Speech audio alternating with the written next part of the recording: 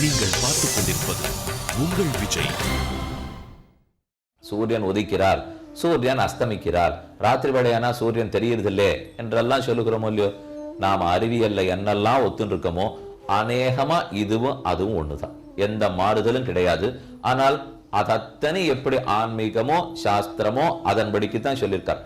வியாக்கியாதமேதத் பிரம்மாண்ட சம்ஸ்தானம் தவ சுவ்ரதா தத பிரமாண சம்ஸ்தானே சூர்யாதீனாம் ஸ்ருணுஷ்வமே. இனிமே சூரியனை பத்தி சொல்றேன்.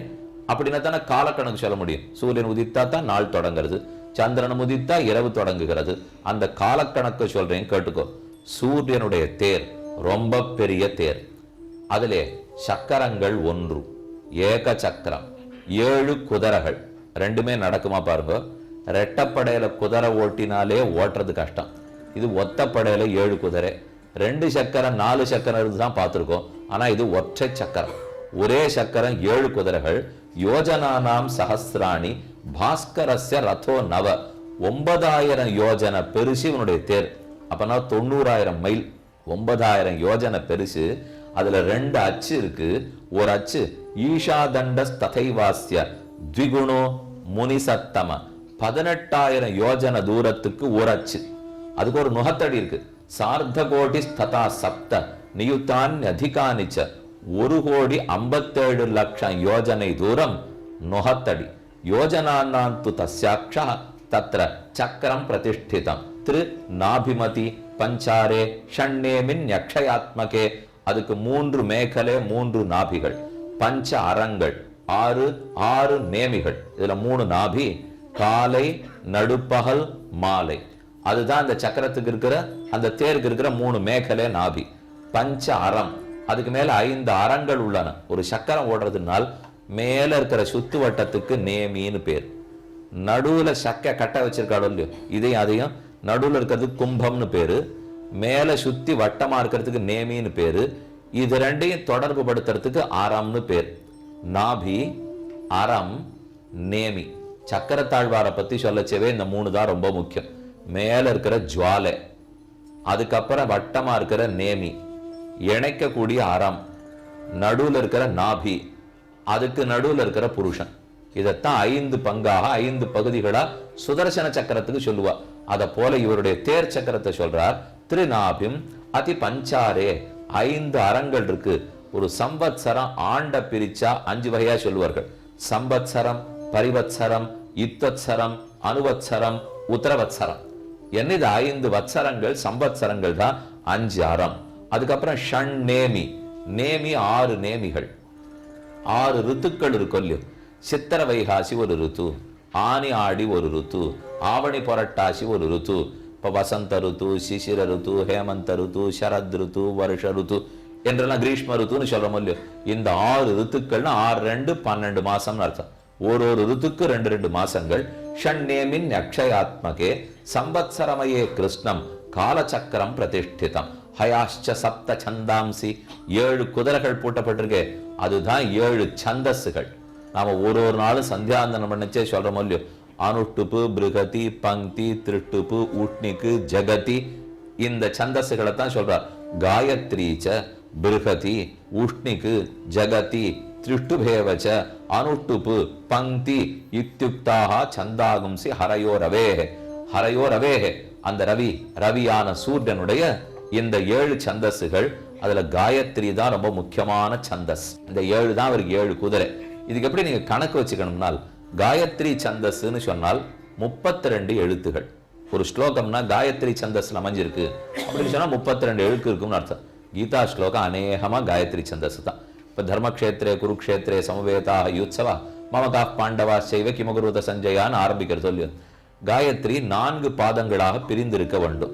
32 எழுத்துன்னு சொன்னாலே அப்போ ஒரு பாதத்துக்கு அதுல 4 4 32 எழுத்த 4ஆல வகுத்தீங்கன்னா 8 எழுத்துக்கள் இல்லையோ. ஒரு கால் ஸ்லோகத்துக்கு அப்ப 8 எழுத்து இருக்கணும். ஒரு ஸ்லோகத்தை பாதியா பிரிச்சா அர்த்தம்னு பேர். அந்த அர்த்தத்தை பாதியா பிரிச்சா பாதம்னு பேர். தர்மக்ஷேத்ரே குருக்ஷேத்ரே இது ஒரு பாதம். சமவேதாக யுயுத்சவா 2ஆம் பாதம். மாமகா பாண்டவா செய்வ 3ஆம் பாதம். கிமகுருவத சஞ்சய 4ஆம் பாதம். இந்த ஒரு பாதத்திலையும் 8 எழுத்து இருக்கணும். தர்ம க்ஷேத்ரே கூரு க்ஷேத்ரே சமவேதாயுயுத்சவः மாமகாः பாண்டவாஸ்சைவ கீம குர்வத சஞ்சயः என்ன 8 8 8 8 8 4 32 இருக்க வேண்டும் இல்லையோ? இந்த 32 எழுத்துக்கள் சேர்ந்ததுன்னா காயத்ரி அனுஷ்டுப்பு. அப்ப இந்த சந்தஸுக்கு 24 இருந்ததுன்னா காயத்ரின்னு சொல்லுவோம், 32 இருந்ததுன்னா அனுஷ்டுப்பு சந்தஸ்ன்னு சொல்ல போறோம். அனுஷ்டுப்பு 32, காயத்ரி 24. ஏன் அந்த மாதிரி சொன்னால், இப்ப இது பிரிக்கச்சே 4 பாதமா தானே பிரிச்சோம். இப்ப அனுஷ்டுப்பு ஸ்லோகம் இருக்கு, அனுஷ்டுப்ப 4ஆ பிரிச்சோம்னா 8 8 வந்தது. காயத்ரின்னு சொன்னா மொத்தமே 24 எழுத்து. நம்ம சொல்ற காயத்ரியில 24 எழுத்துக்கள் தானே இருக்கு. அந்த 24 பிரித்தா 6 6 6 6ன்னு வரணும் இல்லையோ? ஆனா காயத்ரிக்கு மட்டும் 4 பாதம் கிடையாது, 3 பாதம். முக்காலி வச்சிருக்கோம் பாருங்க, நாற்காலி வேற முக்காலி வேற. அதனால 8 3 24 எழுத்தது. அது 6 4 26 இல்ல. காயத்ரீம் சந்தசாம் மாதேதம் பிரம்ம ஜுஷஸ்வனா என்ன சொல்றோம் இல்லையோ? சந்தஸ்துக்களுக்கெல்லாம் மாதா காயத்ரி தேவி. அவளை 8 3 24 இருக்கிறது தான் அவளுக்கு பெருமையே. அப்ப 7 சந்தஸ் காயத்ரி, பிருகதி, உஷ்ணிக்கு, ஜகதி, திருஷ்டுபு, அனுஷ்டுபு, பங்கி இத்தியுக்த. பங்கினா 10 எழுத்து இருக்கும் ஒரு பாதத்துக்கு. தசரதனுக்கு பங்கி ரத்தன் ஒரு பேர் உண்டு. தசரதன்னா 10 திசையிலையும் தன் தேர ஓட்ட தெரிஞ்சவர்னு சொல்லுவா. தசாங்கிறதுக்கு பங்கின்னு சொல்றது உண்டு. அப்படின்னா 10 10 எழுத்து ஒரு பாதத்துக்குன்னா ஸ்லோகத்துக்கு 40 எழுத்து இருக்கணும். அதைத்தான் பங்கின்னு சொல்றார்கள். இப்படிப்பட்ட 7 சந்தஸ்துகள்லாம் குதிரை 7 குதிரைகளாக இருக்கு. சத்வாரிம்ஷத் சஹஸ்ராணி த்விதீயோக்ஷோ விவஸ்வதா. விவஸ்வான் அவருக்கு ஒரு பேர். ஆதித்யன், சூரியன், அர்க்கன், விவஸ்வான், இதெல்லாமே சூரியனுக்கு இருக்கிற வெவ்வேறு பேர். அவருக்கு அடுத்த அச்சு ஒரு அச்சு பார்த்துட்டோம். நுகத்தடி ரொம்ப நீளம், 1,57,00,000 யோஜனை நுகத்தடி. 2 அச்சு போட்டு சுத்திருக்கா. அதுல ஒரு அச்சு கீழே சொல்லிட்டார் 18,000 யோஜனை. அடுத்த அச்சு 45,000 யோஜனை. பஞ்சான்யானி து சார்த்தானி சந்தனஸ்ய மகாமதே அக்ஷ பிரமாணம் உபயோஹோ பிரமாணம் தத் யுகார்த்தயோஹோ ஹஸ்தோக்ஷஸ்வ ஹ்ரஸ்வோக்ஷஸ்யுகார்த்தேன த்ருவாதாரோ ரதஸ்ய ச.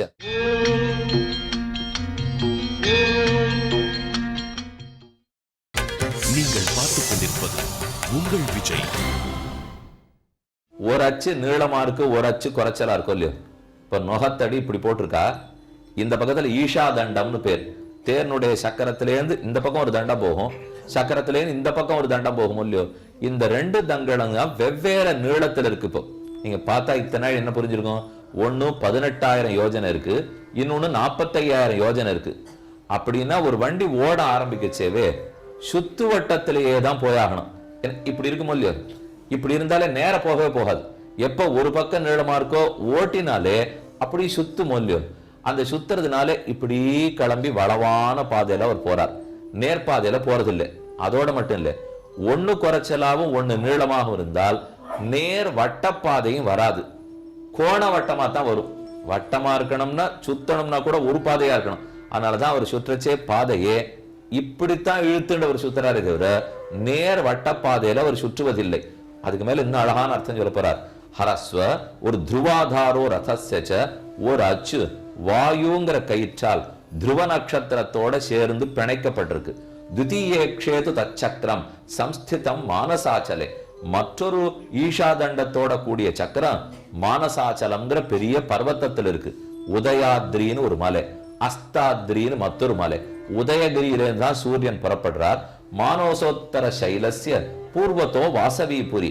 இதோ ஒரு சக்கரம் தங்கி இருக்குன்னு மானச பர்வத்தம் சொன்னேனே, அதற்கு கிழக்கு திக்கிலே இந்திரபட்டணம் இருக்கு, அதுக்கு தெற்கு திக்கிலே யமபட்டணம் இருக்கு, அதுக்கு மேற்கு திக்கிலே வருணலோகம் இருக்கு, அதுக்கு உத்தர திக்கிலே சோமனுடைய பட்டணம் இருக்கு. ஒருத்தருக்கு பேர் சொல்றாரு. இப்போ வஸ்வவுகசாரா சக்கரஸ்ய, இந்திரலோகத்துக்கு வஸ்வவுகசாரான்னு பேர், யமபட்டணத்துக்கு சம்யமனின்னு பேர். அடுத்தது ஜலேசன் வருணபட்டணத்துக்கு சுகான்னு பேர், சோமபட்டணத்துக்கு விபாவரின்னு பேர். தேவயான பரம்பந்தாக யோகினாம் கிளேச சம்ஸ்ரயே திவசஸ்ய ரவிர்மத்தியே சர்வகாலம் வியவஸ்திதா. ஒரு சிலர் காலை பொழுதானா சூரியன் இருப்பார், இரவானால் சூரியன் இருக்க மாட்டான்னு சொல்றார்கள். ஆராய்ச்சி இல்லாத முட்டாள்கள். மேல சொல்றார் தன் சிஷ்யனை பார்த்து, அவளுக்கு புரியலன்னு அர்த்தம். சூரியனுக்கு இல்லைங்கிறது எப்போதும் கிடையாது, அவருடைய கிரணங்கள் எப்பவுமே இருக்கும். இல்லையே ராத்திரியானா தெரியலையேன்னா, உனக்கு எப்போது தெரிகிறதோ அதை பகல் என்றும், உன் கண்ணுக்கு எப்போது தெரியவில்லையோ அதை இரவென்றும் கூறு. எப்போதும் அவர் தெரியவில்லைன்னு நீ சொல்லாதே. அதே சமயம் வேற யார் கண்ணுக்கோ அது தெரிகிறது. உன் கண் முன்னா தெரிகிற சமயத்துக்கு இப்படி என்ன, அவரும் சுத்தின் இருக்கார், லோகம் சுத்தின் இருக்கு. அப்ப ஆறாருக்கு தெரியுமோ தெரிஞ்சா பகல், ஆறாருக்கு தெரியாதோ தெரியாட்டா ராத்திரி என்றுதான் கொள்ள வேண்டும். இன்னொன்னு, தேவயான பரப்பந்தா யோகினாம் கிளேச சம்ஷ்கயே. இங்கிருந்து ஒரு ஜீவாத்மா முக்தி அடையறான்னு வச்சுக்கோ, அவருக்கும் சூரிய கிரணத்துக்கு நெருங்கின தொடர்பு. ஒரு ஜீவன் மோட்சத்துக்கு போறார், அவர் பிரயாணப்படுறதுக்கு ஒரு வாகனம் வேணும் இல்லையோ. சூரிய கிரணத்தை வாகனமாக கொண்டுதான் வேகமா அர்ச்சிராதி மார்க்கத்துல போறான். 12 லோகங்களை தாண்டி விரஜா நதியை தாண்டி வைகுந்தத்துக்குள்ள போறார். அதுக்கு ரஷ்மியனுசாரின்னு ஒரு சூத்திரம். சூரியனுடைய ரஷ்மியை வாகனமாக கொண்டு போறார். அப்ப ராத்திரியில ஒருத்தர் போயிட்டாருன்னா அப்போ மோட்சம் போகிறா மாட்டாரான்னா, அதுக்கு தான் இப்ப சொல்லிட்டு இருக்கார், ராத்திரி பகல் வித்தியாசம் இல்லாத சூரிய கிரணம் உண்டு. இரவிலும் உண்டு, பகலிலும் உண்டு. ஆனா இரவு பொழுதுல உன் கண்ணுக்கு தெரியலே, அதுக்குன்னு கிரணம் இல்லைன்னு சொல்லாதே. மேலும் இரவில் அவர் இல்லவே இல்லையானால் சில்லிட்டு பிராணம் போடும் உனக்கு. அவர் இல்லாமல்ல இருக்கார், மேல இருக்கக்கூடிய பனி அதை மறைத்து கொண்டிருக்கிறது. மேலும் சுழற்சி முறையினால உனக்கு தெரியல, அவ்வளவுதானே தவிர கண்டிப்பா சூரியன் இருக்கிறார். உதயாஸ்தமயே செய்வ சர்வகாலந்து சம்முகே விதிஷாசு தசேஷாசு ததா பிரம்மன் திவாசுச்ச எய்த்யத்ர திருஷ்யதே பாஸ்வான் சதேஷாம் உதயஸ்மிருதா. எப்ப ஒருத்தருக்கு கண்ணுக்கு சூரியன் தெரிகிறாரோ அதை பகல் என்கிறோம். எப்போது கண்ணுக்கு தெரியாம மறைந்து விடுகிறாரோ அதை இரவுன்னு சொல்லுகிறோம். சக்கராதீனாம் புரே திஷ்டன்னு ஸ்பிருஷத்தேஷ புறத்ரயம். அந்த சூரியன் உதித்து நடு பகலுக்கு வரச்சே அவருடைய கிரணங்கள் மேல் நோக்கி போய் பிரம்மா உட்காண்டிருக்கிற ராஜசபையில போய் அதை மோதும். அப்போ பிரம்மாவனுடைய பெரும் சபை இருக்கே, அது சூரியனை காட்டிலும் ஒளி பெற்றது. அதனால அவர் அதுல போய் மோதின உடனே அதனுடைய எதிர் வெளிச்சத்தால் சூரியனுக்கு ஒளி மங்க ஆரம்பிக்கும். இவர் கிளம்பினதுலேருந்து உச்சிக்கு வரார், உச்சிக்கு வந்து பிரம்ம சபை பேர்ல அதை வீசுறார். அந்த சபையினுடைய ஒளி தாங்காம ஒளி திரும்பி வருது. திரும்பி வந்ததுனால இவளுக்கு ஒளி குன்றி மறுபடியும் சாயங்கால பொழுதுல இவர் ஒளி குறைஞ்சு போயிடுறார். மேதின்யாஸ்ததா மௌஹூர்த்திகி கதி அயனஸ்ய உத்தரஸ்யாதவ் மகரம் யாதி பாஸ்கரா. இதுல ஓரோரு அயனம் அந்தந்த மாசத்துக்குண்டான ராசிக்குள்ள பிரவேசிக்கிறாரோ இல்லையோ, அதைத்தான் மாச பிரவேசம்னு சொல்றோம். அயனஸ்ய உத்தரஸ்யாதவ் மகரம் யாதி பாஸ்கரா ராசிம் கர்க்கடகம் பிராப்பிய குருதே தட்சிணாயனம். கர்க்கடக ராசி ஆடி மாசத்தை அடைந்து தட்சிணாயனத்துல புறப்படுறார். அதி வேகிதயா காலம் வாயு வேக கதிச்சரன் தஸ்மாத் பிரகிருஷ்டம் பூமிந்து காலேன அல்பேன கச்சதி. ஆனா இதெல்லாம் நம்ம பேசி முடிக்கிறதுக்குள்ளே அவர் ரொம்ப வேகமா பிரயாணப்படுறார். நமக்கு பார்த்தா என்னமோ 9000 யோஜனை தூரம் இருக்கே, 1,57,00,000 யோஜனை நீளமா நுகத்தடி அச்சு வச்சிருக்கே, இவ்வளவு பெருசு இருக்குமோனால். ஆனா அப்படி நினைக்கிற நேரத்துக்குள்ள அவர் போயிடுறார். வாயு வேக மனோவேகமா குதிரைகள் போறது. இவர் கார்த்தால எழுந்திருந்து சாயங்காலம் அஸ்தமிக்கிறதுக்குள்ளே இந்த ஒரு பகல் பொழுது இருப்பாருங்க, அந்த பகல் பொழுதுக்குள் ஆஞ்சநேய சுவாமி ஒரு வியாக்கரணம் கத்துண்டார் அவர்கிட்ட. சின்ன வயசா இருக்கிறச்சே ஆகாசத்தை நோக்கி தாவினார். அதை பழம்னு நினைச்சார், தப்புன்னு புரிஞ்சு இந்திரன் வஜ்ராயுதத்தால் அடிச்சான், கீழே வந்து விழுந்தான். இந்த பக்கம் பட்டு வீங்கி போச்சு. இதுக்கு ஹனுன்னு பேர். இது வீங்கினதுனாலதான் அவருக்கு ஹனுமான்ங்கிற பேர் வந்தது. ஒரு பக்கம் அடிச்சது, ஒரு பக்கம் கீழே வந்து மோதினது, 2 பக்கம் வீங்கி போச்சு. அதனாலதான் தாட பெருத்து ஹனுமான் பேர். கோவந்துருத்து வாயு பகவானுக்கு குழந்தைய தூக்கின்னு போனார், பெரிய குகைக்குள்ள உட்கார்ந்து விட்டார், மூச்சை இழுத்து பிடிச்சு விட்டார். நாமெல்லாம் மூச்சை இழுத்து பிடிச்சா பிராணாயாம பயிற்சின்னு பேர். வாயு பகவான் மூச்சை பிடிச்சு விட்டார்னா உயிர் போட போறதுன்னு அர்த்தம். அதனால பிரம்மா முதலான தேவர்கள் வந்து ஏன் இந்த மாதிரி பண்றீர், மனுஷர்கள்லாம் வாழறதுக்கு விடும்னா என் குழந்தை என்னமா அடிக்கலான்னு அவர் கோச்சின்றார். அப்ப எல்லாரும் ஹனுமானுக்கு ஒருத்தரா ஒரு வரம் கொடுக்குறா. அப்ப ப்ரஹஸ்பதி வரம் கொடுத்தார், உனக்கு அனைத்து சாஸ்திரங்கள் வித்தைகள் தெரியட்டும். அதை கத்துனுட்டு நேர சூரியனிடத்துல வந்து எனக்கு 9 வியாக்கரணங்களும் தெரியணும், அதை நீர் தான் சொல்லிக் கொடுக்கணும். வியாபகரணங்களுக்கெல்லாம் அதிபதி சூரியன். அதை நேர கத்துக்கணும்னா அப்ப அவர் சொல்றார், நான் ஒரு இடத்துல நிற்காதவனாச்சே குழந்தை, எங்க சொல்லி தருவேன்னார் அவர். நான் ஒரு இடத்துல இருந்தா நான் ஆச்சாரியனா இருக்கலாம், உட்கார்ந்து சொல்லிக்கலாம், என்ன சிஷ்யம் பின்னாடியே போய் கத்து போறான்னு. அப்பதான் ஹனுமான் சொல்ல, கவலைப்படாதே, உதய பர்வத்தத்துல நான் ஒரு காலை வச்சுக்கிறேன், அஸ்தமன பர்வத்தத்தை இன்னொரு காலை வச்சுக்கிறேன், நீர் போக வேகத்துக்கு உம்மோட குனிஞ்சுண்டே நான் வந்து கத்துக்கிறேன்னு. சரி கற்றுக்கொள்ளும் பண்றாரான்னு பார்த்தா வளர்ந்துட்டார். வளர்ந்தவர் இந்த பக்கத்துல ஒரு காலை வச்சிருந்தார், அந்த பக்கத்துல காலை வச்சிருந்தார். சூரியன் கார்த்தாலேருந்து சாயங்காலத்துக்குள்ள 15 முகூர்த்தம் தானே, 30 நாழிகை. 30 நாழிகைக்குள்ள முதல் வியாக்கரணம் முடிஞ்சு போச்சு. 2ஆம் நாள் 2ஆம் வியாக்கரணம், மூணாம் நாள் மூணாம் வியாக்கரணம், 9ஆம் நாள் 9வது வியாக்கரணம். இதனாலதான் ஐந்திர வியாக்கரண பண்டிதன் நவ வியாக்கரண பண்டிதன் ஹனுமான சொல்லுவா. இது தெரிஞ்சிருக்கிற ராமன். ஏன்னா அவரே சூரிய குலத்துல பிறந்தவர் இல்லையோ, தன் தலைவனிடத்துல தானே ஹனுமான் இத்தனை சாஸ்திரங்களையும் கத்துன்னு இருக்கார். அதை கொண்டாடணும்னு ராமனுக்கு ஆசை.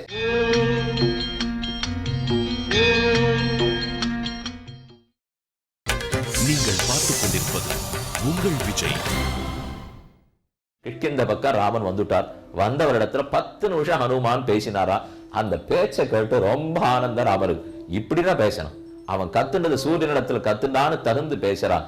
அனேன நூனம் வியாக்கரணம் கிருஷ்ணம் அனேன பகுதாஸ்ருதம் பகுவியாஹரதானேன ந கிஞ்சித் அபசப்திதம் நானுர்வேத வினீதஸ்ய நாயுஜுர்வேத தாரிணः நாசாமவேத விதுஷः சக்கியமேவம் பிரபாஷிதம் நூனம் வியாக்கரணம் கிருஷ்ணம் அனேன பகுதாஸ்ருத பகுவியாஹரதானேன ந கிஞ்சித் அபசப்திதம் உச்சாரயிதி கல்யாணிம் வாச்சம் ஹிருதயஹாரிணிம் கஸ்ய நாராத்ததே சித்தம் உத்ருதாசேர் அரேரபி.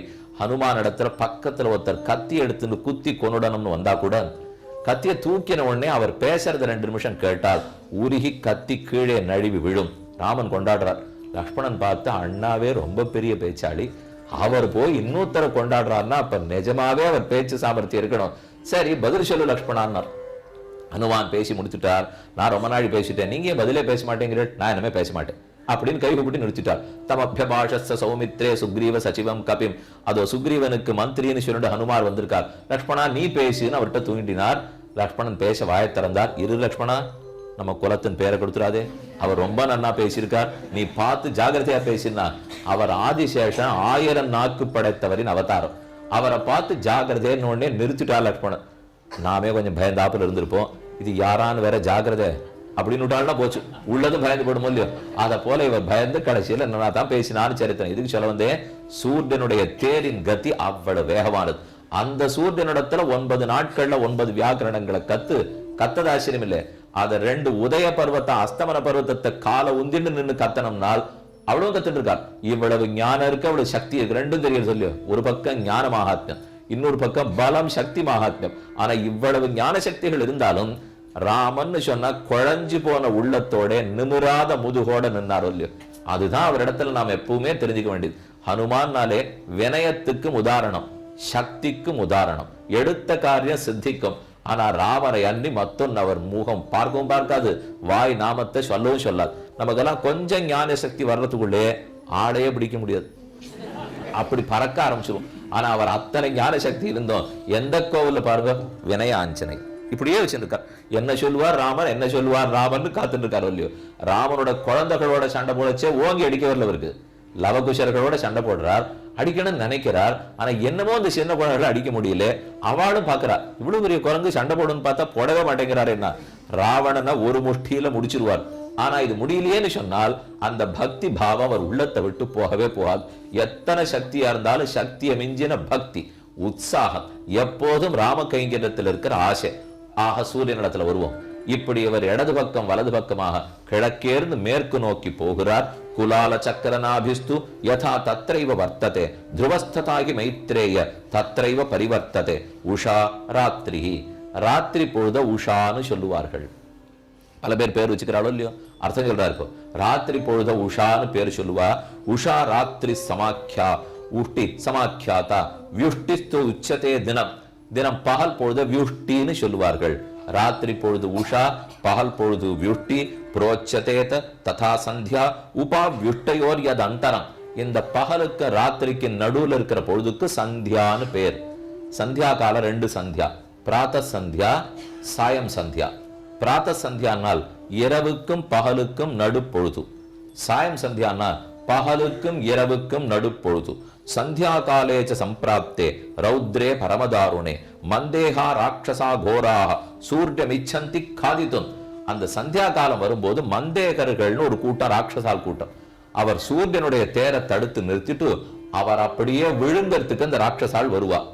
அப்ப பிரம்மா தபஸ் பண்ணி அவளுக்கு இந்த மாதிரி சொல்லி வைக்கிறார். பிராமணர்கள் எல்லாம் கீழோகம் மனுஷலோகத்திலிருந்து சந்தியா காலத்தில் அர்க்கியம் விட வேண்டும், சந்தியாந்தனமானம்.